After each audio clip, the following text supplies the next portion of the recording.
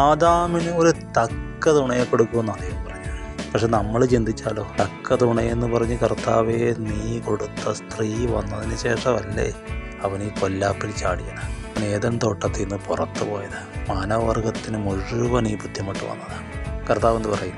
അവളെ ഞാൻ അവൻ്റെ ഉള്ളിൽ നിന്ന് പുറത്താക്കിയില്ലായിരുന്നെങ്കിലും ആദാം ഇതുപോലെ തെറ്റ് ചെയ്യുമായിരുന്നു. അങ്ങനെ സംഭവിച്ചിരുന്നെങ്കിൽ ഇവന് കൂട്ടായ്മ വേറെ ആരും ഇല്ലാത്തത് കൊണ്ടും ഇവന് കമ്മ്യൂണിക്കേറ്റ് ചെയ്യാൻ ഒരാളും ഇല്ലാത്തത് കൊണ്ടും ലോകത്തിലെ ആത്മഹത്യ ചെയ്യുന്ന ആദ്യ മനുഷ്യൻ ആദാമെന്ന അപഖ്യാതി അവൻ സമ്പാദിച്ചേനെ. ഇപ്പൊ വീണുപോയെങ്കിൽ അച്ചായ നമുക്ക് ജീവിക്കാം. ദൈവം എന്തായാലും നമുക്ക് തോല് കൊണ്ടൊരു ഉടുപ്പ് ഉണ്ടാക്കി തന്നല്ലോ. ഇപ്പോൾ നമ്മളോട് ദൈവത്തിന് സ്നേഹമുണ്ട്, നമുക്ക് തിരിച്ചു വരാം, വഴി ദൈവം തുറക്കും എന്ന് പരസ്പരം പറയാനും കമ്മ്യൂണിക്കേറ്റ് ചെയ്യാനും സാഹചര്യങ്ങളെയൊക്കെ ഒന്ന് തണുപ്പിക്കാനും ആ കൂട്ടായ്മ സഹായിച്ചു. രണ്ടാമത്, കുടുംബജീവിതത്തിലെ ഭാര്യാഭർത്താക്കന്മാർക്ക് പരസ്പരമുള്ള സ്നേഹത്തിലും ഐക്യത്തിലും എല്ലാം ദൈവത്തിനൊരു സന്തോഷമാണ്.